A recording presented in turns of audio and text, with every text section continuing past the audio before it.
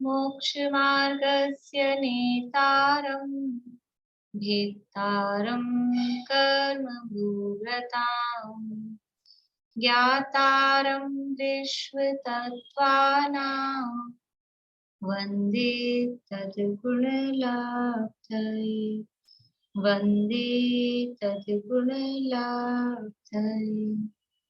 मोक्षमार्ग के नेता एवं कर्म पर्वतों के भेदक और विश्व के सब तत्वों के ज्ञायक चेतन संवेदक सद्गुण आप समान प्राप्त हो यही भावना भाकर दे विनय पूर्वक करूं वंदना बारंबार जिनेश्वर देव बारंबार जिनेश्वर देव।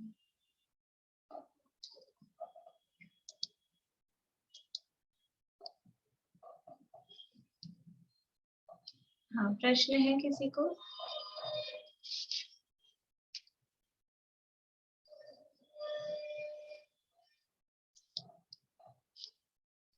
इसमें ये दिखा था लास्ट में शुद्धा परिचय है ना 11वें गुण स्थान तक होती है।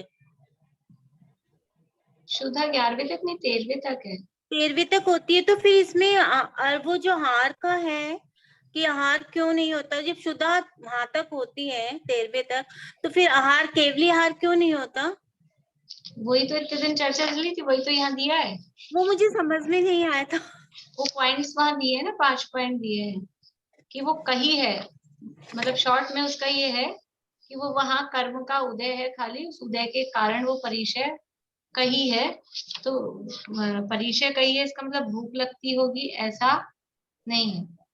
परिचय तो कही है क्योंकि कर्म का उदय है, तो कर्म के उदय के आधार पे वो कथन किया जाता है, लेकिन उसके कारण उनको भूख लगती हो ऐसा नहीं।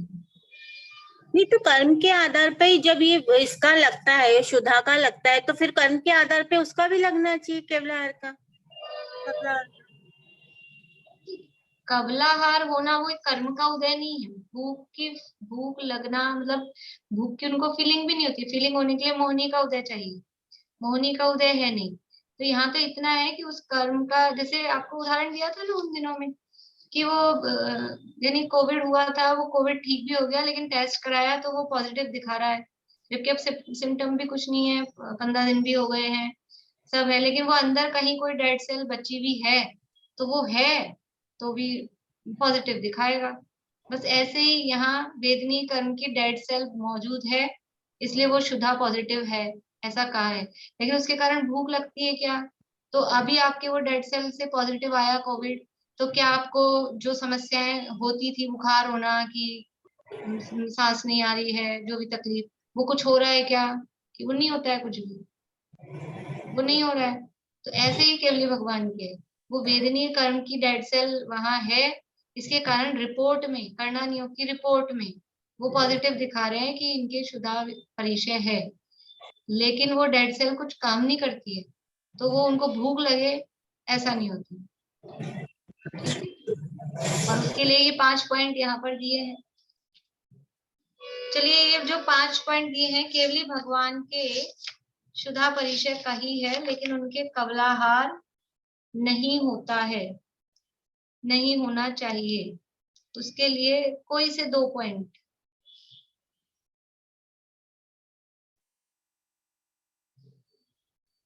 बोली पारू। भाभी पहला तो पॉइंट ये दिया था कि उनका शरीर जो है वो कर्म आधारित शरीर हो गया है, उसमें निगोदी और त्रस्त शरीर नहीं है। दूसरा ये पॉइंट था कि जो नहीं तो उससे क्या होता है? निगोदिया और त्रसजीव नहीं है तो उससे क्या मतलब है? उसका लॉजिक तो बताओ कि ये नहीं है तो उससे क्या होगा। तो मतलब उनको जो भूख प्यास की वेदना होती है, मतलब जो तीव्र वेदना हाँ होती है वो महसूस नहीं होती। हाँ, भूख प्यास रोग आदि के कारणभूत वो त्रसाती जीव हैं और वो उनके शरीर में नहीं रहे, इसलिए उनको वो वेदना नहीं होती। ठीक है। और दूसरा ये है कि उनकी जो मतलब उदीरना है, आसाता वेदनी कर्म की जो उदीरना होती है वो छठे गुण स्थान तक ही होती है। तो 13वें गुण स्थान में केवल उसका उदय होता है, उदीर्णा नहीं होने से तीव्र वेदना नहीं होती, जिससे भूख प्यास लगती है। उदीर्णा नहीं होने से वो भूख का वेदन कराने में समर्थ नहीं है। देखिए ये जैसे उस समय भी अपनी बात चली थी, अपन ने चर्चा की थी कि हमको भूख की फीलिंग कब होती है, कि वो अंदर से वो कोई वो एंजाइम जो भी वो क्या बोलते हैं, कोई सीक्रेट मतलब कुछ कोई वो होता है ना रस, वो क्या बोलते हैं उसका नाम नहीं याद नहीं आ रहा मुझे, वो कुछ निकलता है अंदर से, अंदर ही वो निकल होता है, उसके कारण वो बनता है। मतलब साइंस की डॉक्टर्स की भाषा में भारती आंटी बता रहे हैं, मैं शब्द हाँ, मैं यही चीज बोल रही थी कि निगोदिया जीव नहीं रहते हैं, निगोदिया जीव अंदर, ये तो एंजाइम्स बोल रहे थे ना, जो हाँ नहीं वो एंजाइम्स, हाँ एंजाइम्स, और वो हाँ, एक और वो है बैक्टीरिया नहीं वो कुछ एंजाइम। एंडोक्राइन ग्लैंड्स होती है ना जो सिक्रेट करती है। हाँ वो सिक्रेट करती है वो ग्लैंड्स, वो हाँ, जो चीज सिक्रेट करती है ना उससे वो भूख लगती है अपने। उनकी ग्लैंड्स नहीं होती, वो खाली डायरेक्टली हाँ करती है। तो वो उसके कारण अपने को भूख लगती है, तो अब वो सीक्रेट करने वाले जो थे ना, वो सब ये निगोदिया जीव या त्रस जीव होते हैं, उसके कारण ये काम होता है अंदर शरीर में, वो बैक्टीरिया बोलो आप, वो होते हैं, उससे वो काम होता है अंदर। तो जब ये जीव रहे नहीं तो भूख की फीलिंग, मतलब अपन साइंटिफिक भी देखें ना, धार्मिक दृष्टि से तो दिए ही है यहाँ पॉइंट, लेकिन साइंस की दृष्टि से भी देखें तो भूख लगने का काम अब वहां पर नहीं। कभी कभी जैसे किसी किसी के ऐसा होता है ना, मान लो कोई वो पार्ट निकाल अंदर से, वो गाल ब्लैडर निकाल देते हैं या कुछ ऐसा ऑपरेट करके, तो वो जो उसका काम था वो काम नहीं रहता है, तो भूख लगने वाली बात नहीं है। लेकिन कोई कुछ दूसरे काम होते हैं तो वो हल्का खाएगा, भारी चीजें पचा नहीं पाएगा क्योंकि वो निकल गया है, या इस तरह के कोई काम होते हैं कि वो उससे होता है, तब इनके ये निकल गए हैं शरीर में से, तो भूख लगने वाला काम वहां पर पॉसिबल नहीं है। ये 2 पॉइंट हुए, और इसके अलावा कोई दो पॉइंट कोई और बताएंगे अलग वाले, बोले बिला। केवली के साता का उदय बहुत अधिक होता है, उसमें से सात जो असाता का उदय होता है वह बहुत कम होता है, इसलिए असाता का उदय उसमें मतलब आपका असाता का उदय क्षुधादि की वेदना का कारण भी नहीं बनता, क्योंकि वो बहुत ही क्षीण होता है। साता का उदय वो अत्यंत अधिक रूप में है, और असाता का उदय बहुत ही उसे अनंत गुना हीन रूप में है। ठीक है, बढ़िया। चलिए और सुनीता आंटी बोलिए। और देवों के शरीर में इन जीवों वो त्रासोड़ी स्थावर जीव नहीं होते, उनसे अनंत गुनी मतलब अनंत गुनी विशेषता इनके केवलियों के शरीर में रहती है। वो उसी के साथ का पॉइंट हो गया। ठीक है, चलिए शशि जी बोलिए, और अलग दूसरा पॉइंट। इनका एक परम औदारिक शरीर हो जाता है। ये तो हो गया ना, जो हो गए वो नहीं सुन रहे हैं ना आप अच्छा। लोग, मतलब पहले जो हो चुके वो तो वो वाले पॉइंट से सुने हैं ना आप लोगों ने। बोलिए रश्मि जी, अलग कुछ बोलना है? ये श्रेणी बोलो, हम्म श्रेणी आरोहण करने पर प्रशस्त प्रकृतियों का अनुभाग उत्तरोत्तर अनंत गुना बढ़ता जाता है और अप्रशस्त प्रकृतियों का अनुभाग प्रति समय अनंत गुना हीन होता जाता है। इसलिए 13वें गुण स्थान में होने वाला असाता प्रकृति का उदय इतना बलवान नहीं होता जिससे कि उसे शुद्धादि कार्यों का सूचक माना जा सके। यानी श्रेणी जब चढ़ते हैं तभी जितनी भी अप्रशस्त यानी पाप रूप प्रकृतियां, उनका अनुभाग यानी उनका फल वो बहुत कम अनंत गुणाहीन हो जाता है, और 13वें गुण स्थान में पहुंच गए हैं। तो 13वें गुण स्थान में यदि असाता का उदय है तो भी वो ऐसा नहीं है कि भूख की वेदना करा सके, भूख का फीलिंग करा सके, ऐसा वो नहीं है। एक पॉइंट और रह गया है, बोलिए आभा जी। असाता की उदीर्णा छठे गुण स्थान हो गया, तक ही ये हो होती गया है। हो गया हो गया। साता का उदय ज्यादा रहता है, असाता का उदय कम रहता है, इसलिए वेदना नहीं होती। हो गया हो गया। और सुख दुख वेदनी कर्म का कार्य होने पर मोहनी की सहायता से होता है, और वहाँ मोहनी कर्म का अभाव है, इसलिए क्षुधादुरूप वेदनाओं का सद्भाव नहीं होता। बढ़िया, मतलब ये भी सबसे बहुत इंपॉर्टेंट पॉइंट है, यद्यपि इसको लास्ट में दिया है, लेकिन यद्यपि सुख दुख का वेदन ही भूख प्यास का वेदन वेदनीय कर्म का कार्य है, लेकिन अगर मोहनीय कर्म नहीं हो तो फिर वो कुछ काम नहीं करा सकता। केवल भगवान के मोहन, मतलब ये सरल है, ये पॉइंट अपने लिए मेरे हिसाब से सरल है, क्योंकि अपने को पता है मोहिनी कर्म उनके है नहीं, और मोहिनी की सहायता से ही वेदनी काम करता है, इसलिए उनके शुद्धा आदि का वेदन होना, भूख लगना और फिर के लिए भोजन करना ये पॉसिबल नहीं है। चलिए, मेरे को बीच में याद आ गई इसलिए बता रही हूँ, ये अपने वर्षा जी हैं, इनकी बेटी ने वो एक बनाया है और मैंने भेजा है आप लोगों को, रक्षाबंधन का कार्ड जैसा है, उसमें पजल भी है और कहानी है इंग्लिश में। तो अपने घर में जो भी बच्चे हों, छोटे हों, आप प्रिंट निकला के वो बच्चों को करा सकते हैं, दे सकते हैं। अच्छी चीज है, मतलब अच्छा दिमाग भी लगाया है, चित्र भी बनाया है, क्रिएटिव काम किया है, तो कुछ बच्चों को नॉलेज हो जाए, इस बहाने कहानी पता लग जाए और वो पजल सॉल्व करेंगे कहानी पढ़ के। तो वो आप लोग करें, और आप अपने घर में नहीं हो, कुछ रिश्तेदारों में हो, आसपास में हो, तो बता सकते हैं। चलिए, अभी आप लोगों को पूछना है या मैं पूछती रहूं? प्रश्न आप लोगों को, किसी को कुछ पूछना है? नहीं है?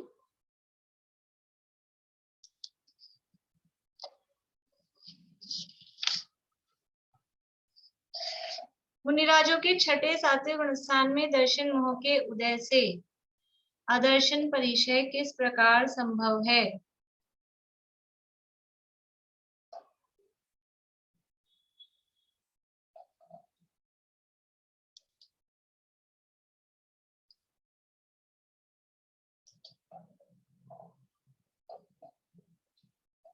अनीता जी।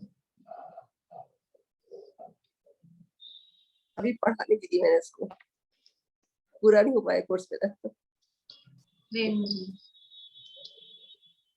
क्योंकि छठे सातवें गुण स्थान में सम्यक प्रकृति का उदय रहता है, इसलिए ये छठे सातवें गुण स्थान में मुनिराजों के आदर्शन परिचय संभव है। बस इतनी सी बात है कि सातवें गुणस्थान तक दर्शन मोहिनी की सम्यक प्रकृति का उदय कहा गया है, और उसके उदय के निमित्त से वहां पर वो अदर्शन परिचय, वो चल लगाड़ दोष लगते हैं, उसके कारण अदर्शन परिचय वहां पर संभव है।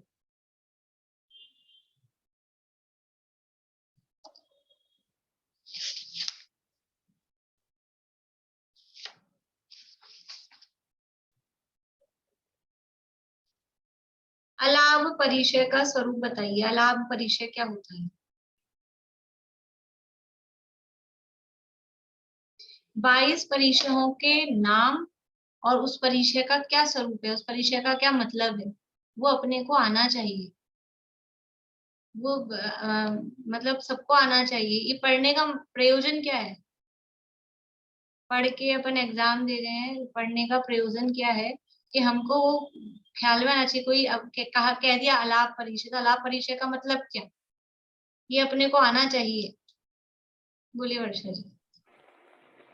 अलाप परिचय में ये बताते हैं कि पर से हानि लाभ नहीं चाहते मुनिराज, और भोजन में अगर अंतराय हो या औषधि नहीं मिलती फिर भी वह अनहारी स्वरूप अनशन स्वभाव से रहते हैं। यानी आहार औषधि आदि का लाभ नहीं होने पर भी वो संतुष्ट रहते हैं, खेद खिन्न नहीं होते, अपने अनाहारी स्वरूप का विचार करते हैं। बढ़िया। सत्कार पुरस्कार परिचय का क्या स्वरूप है?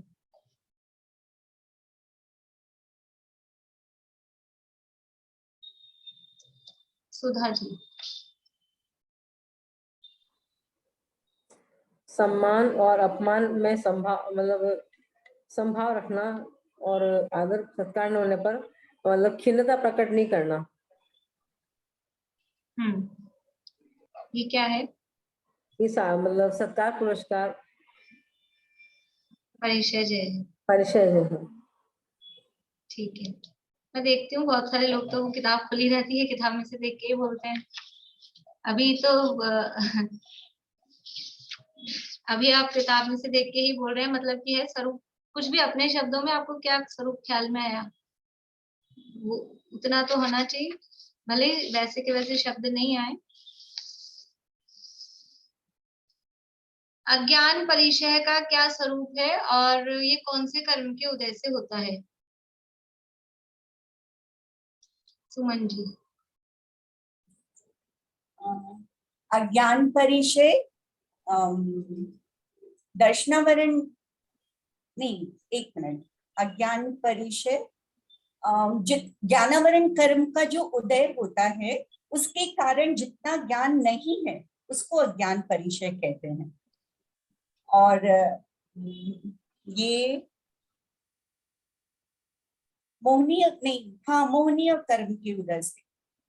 अभी तो आपने बोला खुद ने। ज्ञानावरण कर्म के उदय से। हाँ, हाँ, तो ये तो कर्म का उदय हुआ। अब स्वरूप क्या है इसमें, मतलब क्या होता क्या है अज्ञान परिचय?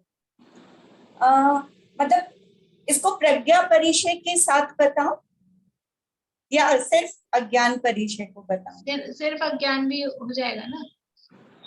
मतलब मुनिराजों को ज्ञानावरण के उदय से जितना जितना ज्ञान नहीं है उसको अज्ञान परिचय कहते हैं।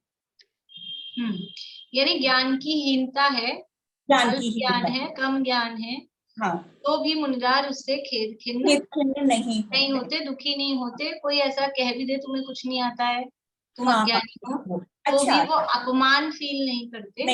अच्छा, इसका नाम है अज्ञान परिचय। हाँ, ठीक।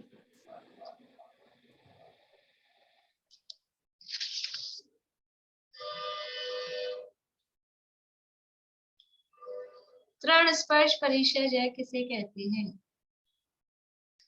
तृण स्पर्श परिचय जय, अंकल बोलिए। कोई भी चुभन हो जाए या कोई इस तरह की घटना हो जाए कि अब सहन नहीं हो रहा है, फिर भी वो उसको महसूस नहीं करते हैं, जैसे कोई कांटा वाटा चुभ जाए, तो ऐसी स्थिति में उनको जो पीड़ा वगैरह होती है उसका वो महसूस नहीं करते हैं या उसको बताते नहीं है। नहीं, पीड़ा महसूस नहीं करते ऐसा नहीं, पीड़ा तो महसूस मतलब ज्ञान में तो आती है, लेकिन वो उससे दुखी नहीं होते। उससे दुखी नहीं होते हैं, उसको तृण स्पर्श परिचय कहते हैं। कांटे आदि भी जो पैर में लग जाते हैं उसकी वेदना को वो शांत भाव से सहन करते हैं, उससे दुखी नहीं होते हैं, उसका नाम तृण स्पर्श परिचय जय है। क्षुधा पिपासा जो परिचय है उनको किस बल पे जीतते हैं मुनिराज? क्या विचार करते हैं उनको जीतते समय? भूख प्यास क्षुधा पिपासा जो परिचय है उसके लिए क्या विचार करते हैं? बोलिए भाई।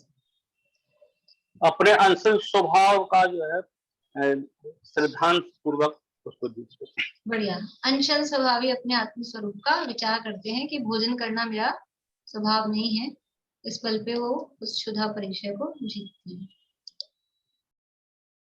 अब मैं आपसे पूछती हूँ, कुछ मैं आपको बोलूंगी, या तो ऐसा पूछूंगी गुणस्थान में कौन सा परिचय हो सकता है, या फिर परिचय का नाम बोलूंगी तो ये कौन से गुणस्थान में हो सकता है, ठीक है ना? ऐसा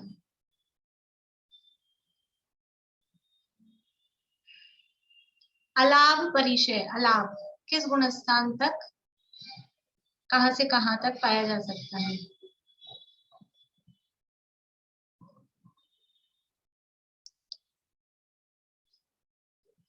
छठे से 12वें गुण स्थान तक अंतराय कर्म। बढ़िया, अंतराय कर्म के उदय से छठे से 12वें तक। रोग,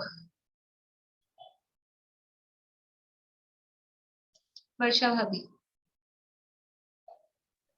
रोग पाया जाता है छठे से 14वें गुण स्थान तक, और ये वेदनीय कर्म के उदय से। बढ़िया। चर्या,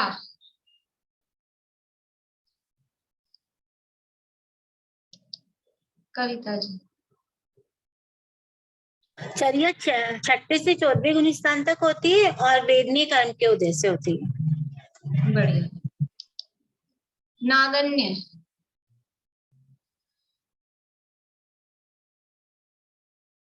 बेला जी। चारित्र मोह कर्म के उदय से होती है और छठे सात गुण स्थान।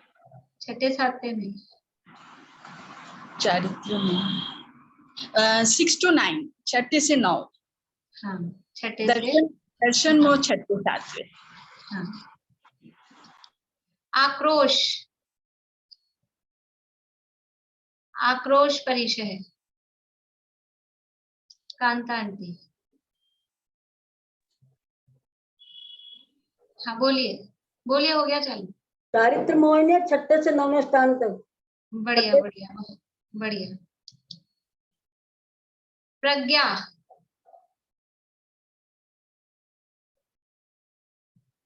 मनोरमा आंटी। प्रज्ञा।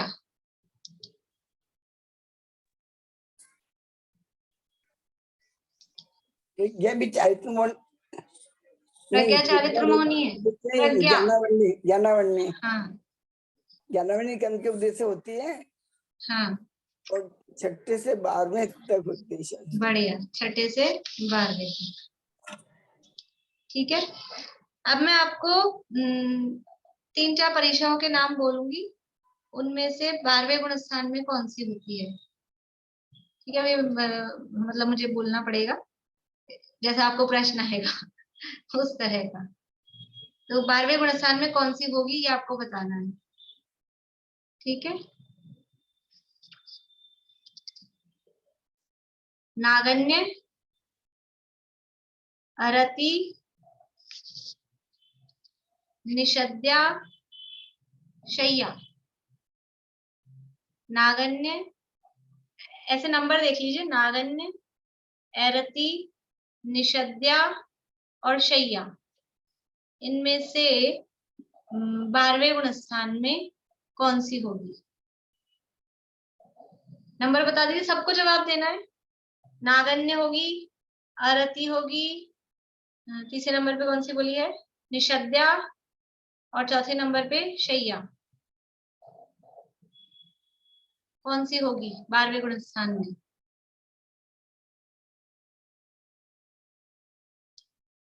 जो जवाब उंगली बता रहे हैं वो तो सही बता रहे हैं, बाकी लोग क्या कर रहे हैं। बढ़िया है, काफी लोगों का सही है जवाब। कौन सी होगी 12वें गुण स्थान में, शय्या। ठीक है,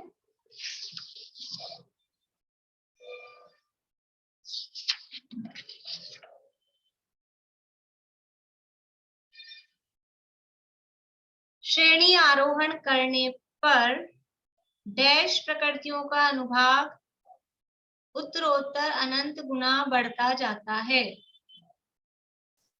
श्रेणी आरोहण करने पर डैश प्रकृतियों का अनुभाग उत्तरोत्तर अनंत गुना बढ़ता जाता है। बोली मीना चाची। प्रकृतियों का जो है, फिर से बोलिए जोर से। प्रकृतियों का अनुभाग बढ़ता है। प्रशस्त प्रकृतियों का अनुभाग बढ़ता जाता है। ठीक है, प्रश्न हाँ ना में जवाब देना है। किसी मुनिराज को परीक्षा हो रही थी, चले पहले दूसरा प्रश्न पूछती हूँ। कम से कम कितनी परीक्षा हो सकती है किन्हीं मुनिराज को, और अधिक से अधिक कितनी हो सकती है। कम से कम कितनी परीक्षा हो सकती है और अधिक से अधिक कितनी हो सकती है। चमेली आंटी।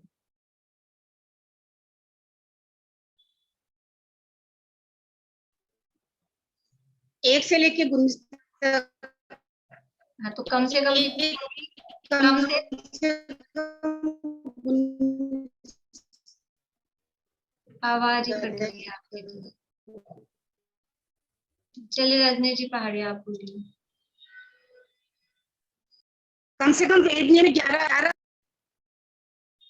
रजनी जी बोलिए। चमेला आंटी आपका नेटवर्क स्लो है, आवाज कट कट के आ रही है।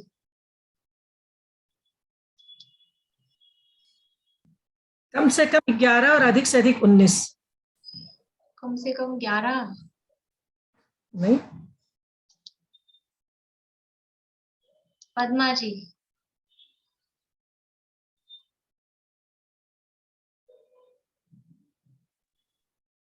कम से कम तो ज्यादा से ज्यादा तो 19 परीक्षा हो सकती है, तो कम से कम 1। हाँ, कम से कम 1 का हो अथवा नहीं भी हो, ऐसा भी हो सकता है ना, कुछ हो ही नहीं, ऐसा भी हो सकता है। लेकिन चलो अपन 1 से 19 कहते हैं, तो कम से कम 1 और अधिक से अधिक 19। 11 नहीं है कम से कम, ये इस आधार पे नहीं देखना है, कर्मों के आधार पे। ये तो मैक्सिमम है, हो तो इतनी सारी हो, ठीक है ना। तो किसी मुनिराज को समझ लीजिए 5 परीक्षा हो रही है, तो 5 कौन कौन सी हो रही है वो मैं आपको बता रही हूँ। तो वो वाक्य वो पॉसिबल है क्या, ठीक है। किसी मुनिराज को शीत, उष्ण, तृण स्पर्श, नागन्य और चर्या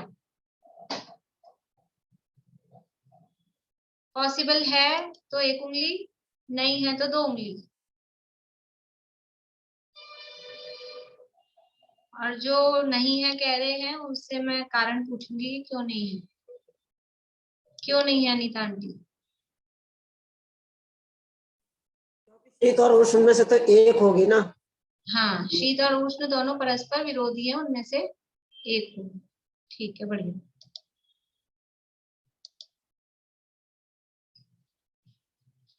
समस्त मोहनीय कर्म के उपशम से जो चारित्र प्रकट होता है उसे क्या कहते हैं। समस्त मोहनीय कर्म के उपशम से प्रकट होने वाले चारित्र को, पूजा जी।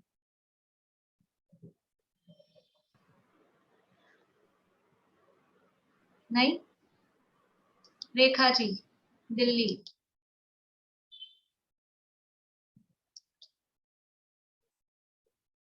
सरल प्रश्न था ये तो, मुझे लगा मैंने ज्यादा सरल पूछ लिया।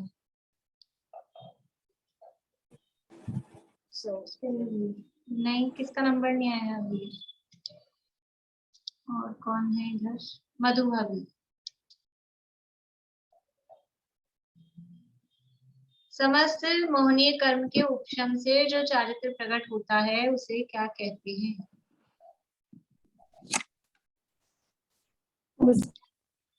बता रहे आप? म्यूट हो गए, अनम्यूट करिए। मधु भाभी अनम्यूट करिए। यथाख्यात चारित्र। यथाख्यात चारित्र, ठीक है। समस्त मोहनीय कर्म के उपशम से जो चारित्र प्रकट होता है वो यथाख्यात चारित्र, और समस्त मोहनीय कर्म के क्षय से जो चारित्र प्रकट होता है उसे क्या कहेंगे, शीला भाभी। समस्त मोहनीय कर्म के क्षय से एक ही बात है, उपशम और क्षय। हाँ, उपशम और क्षय तो एक ही बात नहीं है, लेकिन वो चारित्र वही यथाख्यात चारित्र ही। चारित्र, ठीक है, बढ़िया। यथाख्यात चारित्र के गुणस्थान कौन कौन से हैं। यथाख्यात चारित्र के गुणस्थान, अंकल। 13वां और 14वां। 13वां और 14वां। आंटी है आपके साथ में? नहीं, नहीं, चलिए रजनी जी, सही है इनका जवाब। 10वें से 14वें तक। 10वें से 14वें तक। पारुल, इनका जवाब सही है? नहीं भाभी, 11वें से शुरू होगा। और फिर कहाँ तक?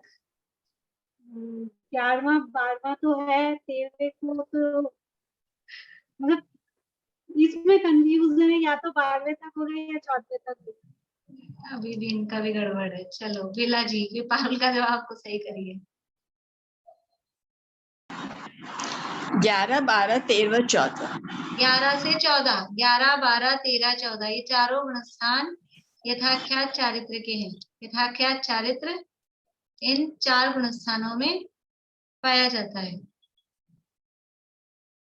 जिस चारित्र में प्राणी हिंसा की पूर्ण निवृत्ति होने से विशिष्ट विशुद्धि पाई जाती है उस चारित्र को क्या कहते हैं।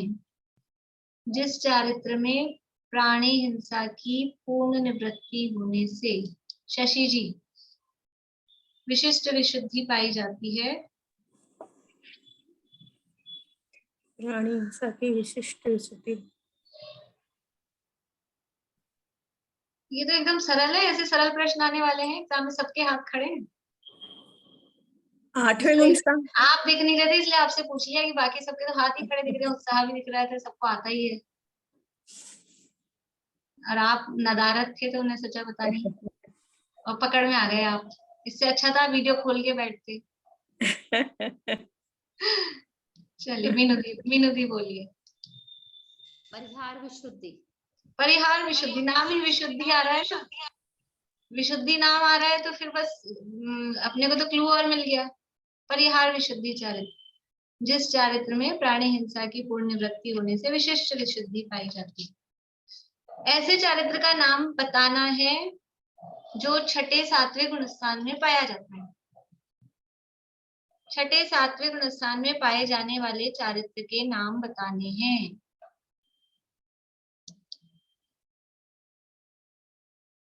सबका नंबर आ गया ना? कोई ऐसे बचे जिनका नंबर नहीं आया? एक बार भी सबने हाथ खड़ा कर रखा है, पता ही नहीं चल रहा। मनोरमा आंटी बोलिए।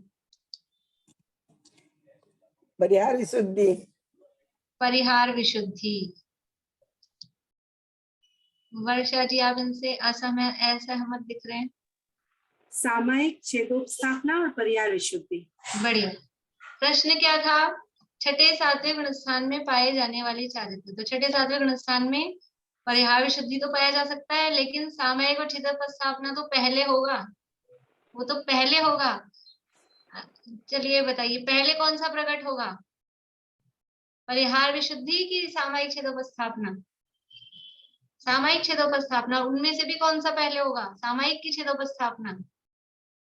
ये दोनों एक साथ ही होते हैं, सामायिक नहीं है पहले, दोनों एक साथ ही हैं, दोनों एक साथ ही हैं। सामायिक चारित्र की प्रतिज्ञा की जाती है, लेकिन चारित्र दोनों एक साथ हैं, इनमें क्रम नहीं है।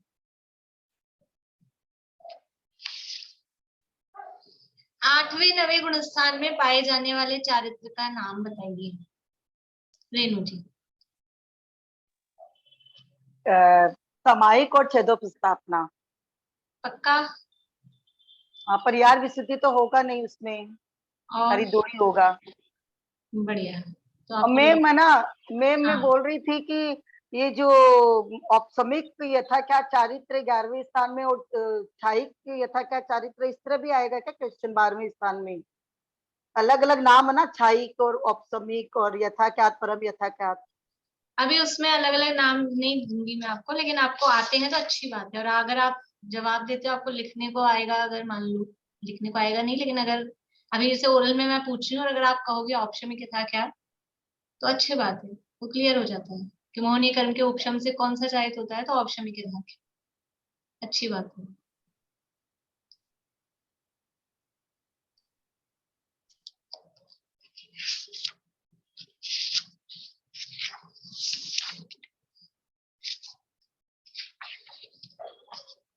इसमें से कुछ प्रश्न तो नहीं रह गए अपने? प्रश्न तो हो गए ना ये सब पूरे?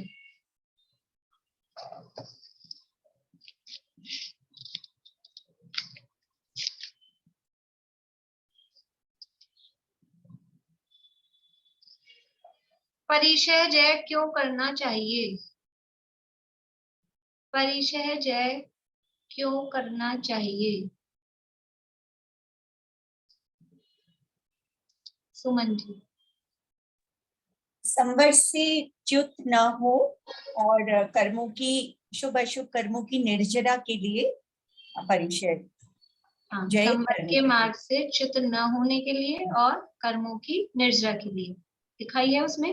मार्गात अच्यवन और निर्जरार्थम परिसोडभ्यः परिशः।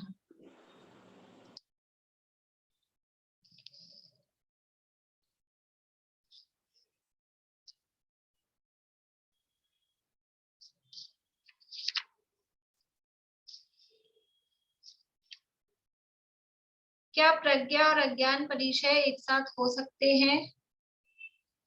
क्या प्रज्ञा और अज्ञान परिचय एक साथ हो सकते हैं? बोलिए रश्मि जी। हाँ, दोनों एक साथ हो सकते हैं। बढ़िया, दोनों परिचय एक साथ। हाँ, जैसे कोई डॉक्टर है, उसको इंजीनियर का कुछ भी नहीं आता, ये उदाहरण उसके लिए। बढ़िया। एक मुझे एक क्वेश्चन एक पूछना था, आपने अभी बताया ना परिचय का कम से कम 1 होगा और अधिक से अधिक 19 होगा। हाँ हाँ ठीक ठीक। तो कौन सा होगा कम से कम 1 जैसे में? कोई सा भी हो सकता है, या फिर अपन 0 भी ले सकते हैं, कम से कम में हो ही नहीं परिचय। लेकिन अगर मतलब किसी चीज को अपन माने मौसम कुछ ना कुछ है, लेकिन ऐसा भी होता है ना ठंड लग रही है ना गर्मी, पर उसमें से ऐसा है कि कोई कोई लोग कह भी सकते हैं कि कोई सा भी जो भी मौसम है उसी को परिचय रूप में लें। लेकिन परिचय वास्तव में वो तब कहा जाएगा वो प्रतिकूलता सी लगे तो वो परिचय कहा जाएगा, अदरवाइज नहीं भी हो परिचय, ऐसा भी पॉसिबल है। मैम आपने जैसे अभी बताया 12 तक होगा, ये जो 13 तक होगा आपका नेटवर्क बहुत स्लो है, आप वीडियो बंद कर परिचय के हिसाब से आके कुछ आवाज नहीं आ रही। आवाज तो आ रही लेकिन समझ नहीं आ रही, आप जो बोल रहे हो कट कट के आ रही है। मैंने ये पूछा है कि जैसे अभी आपने रोग में और संज्ञा में 12 गुणस्थान बताया वेदनीय वाला, तो 13 तक रहता है ना, ये तो वेदनीय परिचय के हिसाब से। तो वो जो मैंने ऑप्शन दिए होंगे मैंने उसमें वो परिचय 12वें में पाया जा रहा है। अच्छा देखो आप ध्यान नहीं मैंने क्या क्या नाम बोले थे, मतलब अपने को 12वें में छांटना था तो कुछ वो जो परिचय थे वो 9वें तक ही पाए जा रहे थे, मैंने जो और ऑप्शन दिए थे ना आपको वो 9वें गुणस्थान तक के थे। हाँ वो तो ठीक है, तो बस वो उस आधार पे है वेदनीय वाला। हाँ भाई प्रश्न जो होगा उसी आधार पे देखेंगे ना अपन, उससे ये अर्थ तोड़ना निकल रहा है कि वो 13वें में नहीं है। हमने अभी ये पूछा था कि 12वें में कौन सा पाया जाएगा और आपको 4 ऑप्शन दिए थे तो उसमें से 3 ऑप्शन 9वें तक ही पाए जा रहे थे। ठीक है, तो फिर वो अपने आप ही वो आगे पहुंच रहा है। हाँ भाई आप लोगों के पूछने को हैंड रेज हुए हैं। मैं ये पूछ रही थी कि अपन कह रहे हैं कि एक भी परिचय ना हो, ऐसा हो सकता है, लेकिन शय्या निषद्या चर्या में से तो एक होगा ही होगा कि नहीं होगा वो भी, मतलब वो परिस्थिति तो होगी। मेरा कहने का मतलब ये है, आपके दो चल रहे हैं क्या? नहीं, तो वो परिचय का मतलब ये है कि वो प्रतिकूलता जैसा कुछ हो उसमें तो वो परिचय कहा जाए। मान लीजिए कि भरत मुनिराज है, मान लीजिए भरत मुनिराज है, अब दीक्षा लिए ध्यान में बैठे तब उनको कौन सा परिचय हुआ। अब वैसे देखा जाए तो जो मौसम है नागन्य परिचय भी कब कहा जा रहा है कि वो नग्नता मन में मतलब ऐसी भाव आए, फीलिंग कुछ, तब वो परिचय कहा जाए। तो कोई जरूरी नहीं है कि वो हो भी इसलिए मतलब इस अपेक्षा से मैंने कहा है। अदरवाइज बाहर में जो प्राकृतिक परिस्थितियां हैं वो हैं, अगर उन परिस्थितियों मात्र को हम परिचय कहें तो वो तो फिर रहेंगी, सर्दी गर्मी में से कुछ है या चर्या शय्या निषद्या में से कुछ है, वो फील होती है। लेकिन जो शय्या चर्या में फीलिंग टाइप्स मतलब क्या हुआ? उसमें भी ये ना चलते चलते थकावट होती है, बैठे बैठे थकावट होती है, लेटने में वो जो भूमि है उसकी वो परिचय, वो परिचय मतलब ये अपेक्षाकृत कथन है। जो मैंने कहा ना कि एक दिन नहीं हो, तो वो इस रूप में अपन कह रहे हैं कि बाहर में जैसे दीक्षा ली और दीक्षा लेते ही भरत जी को अंतर्मुठ में केवल ज्ञान हो गया, ऐसी भी स्थिति हो सकती है। अदरवाइज ज्यादा कुछ नहीं हो, बहुत सारे मुनिराज ऐसे हैं कि ज्यादा मतलब उनको कुछ हुआ ही नहीं, दीक्षा लिए थोड़ा टाइम में केवल ज्ञान हो गया। बहुत नाम थोड़ी ना है सबके, लेकिन बहुत सारे मुनिराज ऐसे भी होते हैं तो उनको नहीं भी हो बाहर में इस तरह की।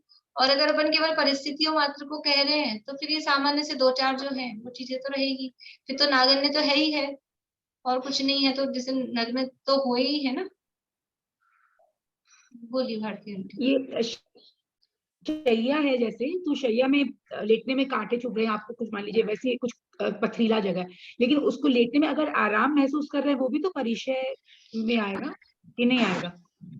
आराम देखिए वो मुनिराजों को वैसे तो वो ये मैं अब लेटा हूं तो मुझे अच्छा लग रहा है, ऐसी फीलिंग उनको आती नहीं है, आनी नहीं चाहिए। आती है तो वो उसका प्रायश्चित, अगर वो उनको ऐसा भाव आता है तो उसका वो प्रायश्चित लेते हैं।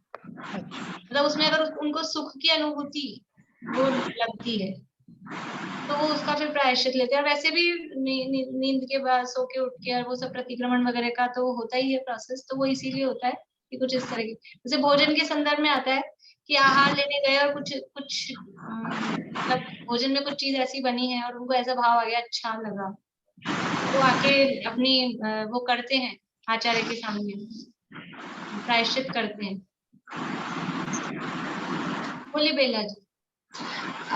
परिचय 13वें गुणस्थान तक होते हैं ना? 14वें तक, 14वें तक। 14वें भी होगा? 14वें तक। और एक जो 11 परिचय जो केवली भगवान के कहे हैं वो 14 गुण स्थान तक चलेंगे। 14 तक। और एक आपने जो परिचय का भेजा था उसमें अदर्शन में आपने कर्म भी अदर्शन लिखा, शायद गलती से हुआ ना? अदर्शन कर्म लिखा है उसमें। हाँ, दर्शन मोह होगा। हाँ, दर्शन मोह ही होगा, तो ठीक कर लीजिएगा अगर उसमें लिखा, मैं भी देखूंगी उसको ठीक। और एक परिहार विशुद्धि में जो नियम है द्रव्य वेद और भाव वेद का, द्रव्य वेद तो पुरुष लिंग होगा, भाव वेद भी पुरुष लिंग ही होगा। भाव वेद भी पुरुष। और एक रिक्वेस्ट है आपसे, ये क्लास अपन इसी टाइम पे कंटिन्यू कर सकते हैं आगे अगर पॉसिबल हो? अब वो है, आधे आधे लोग हैं अभी मना कर रहे हैं कुछ लोग ऐसे, और पहले भी कुछ लोगों ने कहा था यही टाइम कर ले। कोई बात नहीं, बात तो वही है, मतलब आधे आधा ही रहेगा हिसाब। और फिर मैं सोच रही थी, लेकिन अभी क्या भादवा आएगा ना, तो फिर लोग एक टाइम एक आसन करने वालों को तो फिर लेट ही होगा, तो फिर 2 बजे वाला टाइम ही ठीक रहेगा, 1:45 वाला, 1:30 बजे से शुरू होता है, क्योंकि फिर भादवे में एक आसन में सबको थोड़ा टाइम ज्यादा ही लग जाएगा, सुबह मंदिर से आने में भी। अब भादवा आने ही वाला है, तो अगर अभी अपन सोचेंगे भी तो भी अभी थोड़ा प्रैक्टिकली वो दिक्कत वाला काम हो जाएगा। फिर बाद अगर सबको अनुकूलता रहेगी तो मुझे कोई दिक्कत नहीं है, वो तो 2-4 दिन अपने को जोर आता है, फिर एडजस्ट अब हो गए एडजस्ट किसी टाइम पे, चेंज करने में 2-4 दिन तो आती ही है दिक्कत। बोलिए पारुल। भाभी, 6ठे 7वें गुण स्थान में 3 चारित्र हो सकते हैं। हाँ। और 6ठे से 9वें गुण स्थान में 2 चारित्र होंगे, वो तो होंगे ही होंगे कंपलसरी। हाँ, मतलब फिर 6ठे से 9वें कहो या फिर 8वें 9वें में कहो? 8 मतलब वो तो 6ठे मतलब से अगर ही शुरू इधर होते 3 हैं ले ना। रहे हैं ना अपन पहले, इसलिए। पर सामायिक चारित्र और छेदोपास्थापना चारित्र तो 6ठे से ही शुरू हो रहा है ना। हाँ, इसलिए 6 से 9 में 2 और 6ठे 7वें में 3 ऐसा। बोलिए मधु भाभी। जी, मैं आंसर देने को किया। अच्छा, ठीक। हाँ, रेखा जी। एग्जाम यही टाइम होगा क्या? हाँ, एग्जाम 1 बजे से लिंक डाल दूंगी मैं। 1 बजे ठीक है ना सबको? फिर 3, 4, 5 बजे तक जिसको जब, मतलब मैं मैक्सिमम कोशिश करें कि 4 बजे पहले कर लें।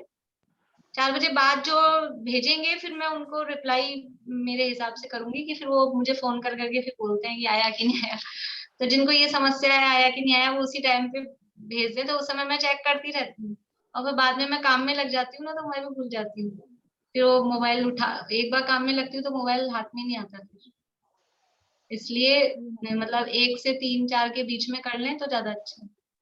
अभी जिसको बिल्कुल ही बहुत प्रॉब्लम है तो वो बाद में करेंगे। बोलिए रेखा जी।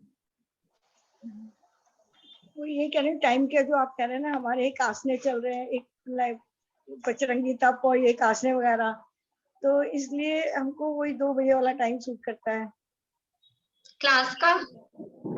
हाँ हाँ, तो हमारे हाँ, मंडे से वही टाइम रहेगा। हाँ, मंडे से वही द्रव्य संग्रह 140 और तत्वार सूट 2:30 बजे। अच्छा, ठीक है ना, मंडे से वही टाइम रखेंगे। तो मंडे होगी क्या परीक्षा? हाँ, मंडे परीक्षा है, तो मंडे को तत्वार सूत्र की क्लास नहीं होगी, और द्रव्य संग्रह की क्लास तो होगी मंडे को। नहीं रखें द्रव्य संग्रह की, आज बात करने की ध्यान नहीं हुई। एक मेरे को इसमें चारित्र के बारे में बोलना, आपकी भी आवाज कट रही है, और वीडियो आगे बंद करके पूछना बोलिए, था। वीडियो बंद करके बोलिए, और बहुत सारे हैंड रेज हैं, थोड़ा जल्दी जल्दी बोलिए।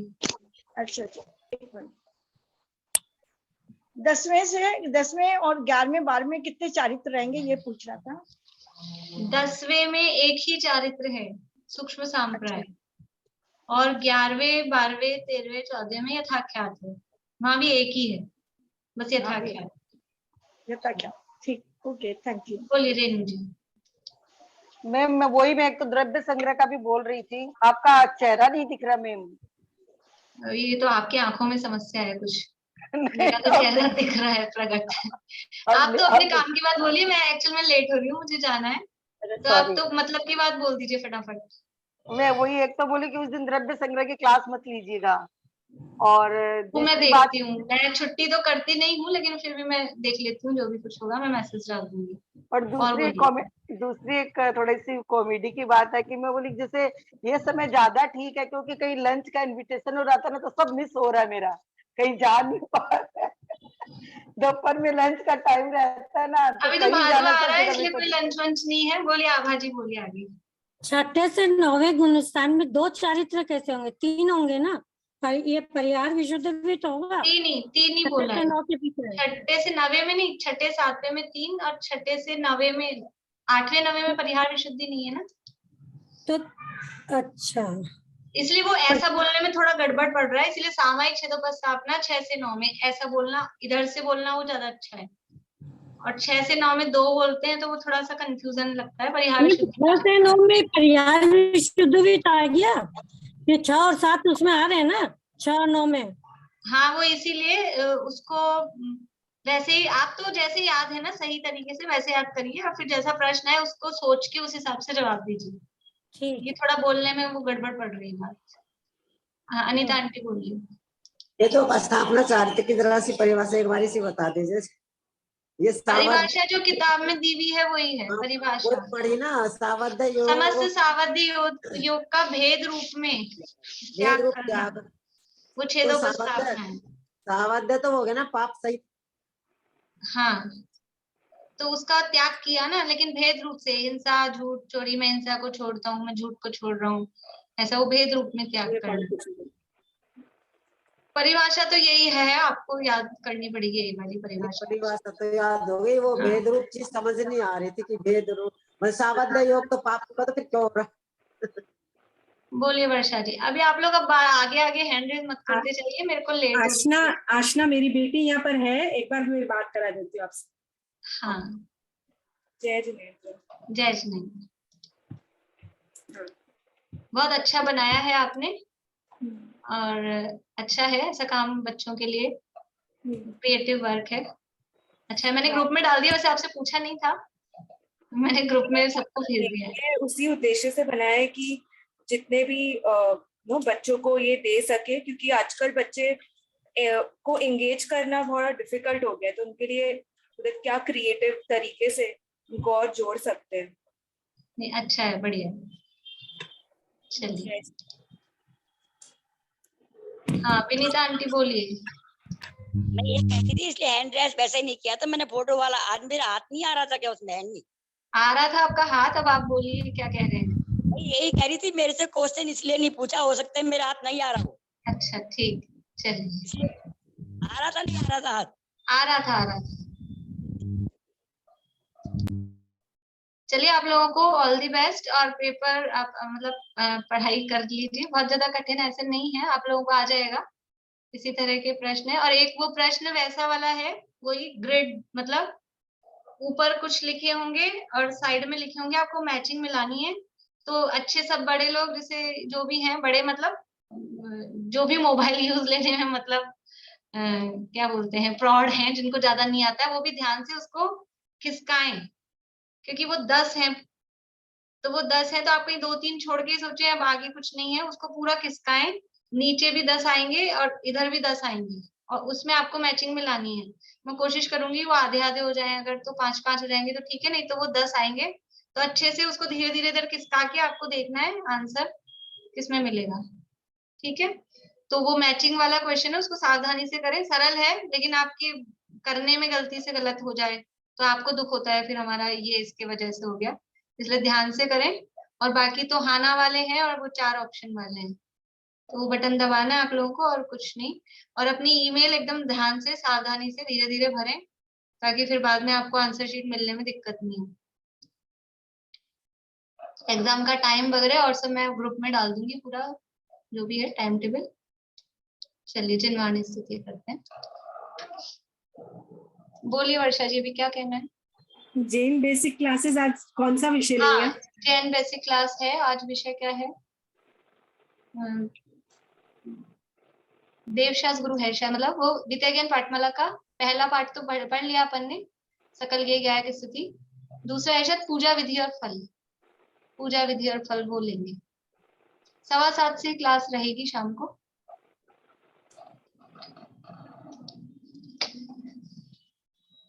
स्याद्वाद नय षट द्रव्य गुण पर्याय और प्रमाण का, जड़ कर्म चेतन बंध का, और कर्म के अवसान का, कह कर स्वरूप यथार्थ जग का, जो किया उपकार है, उसके लिए जिन वाणी माँ को वंदना शत बार है, वंदना शत बार।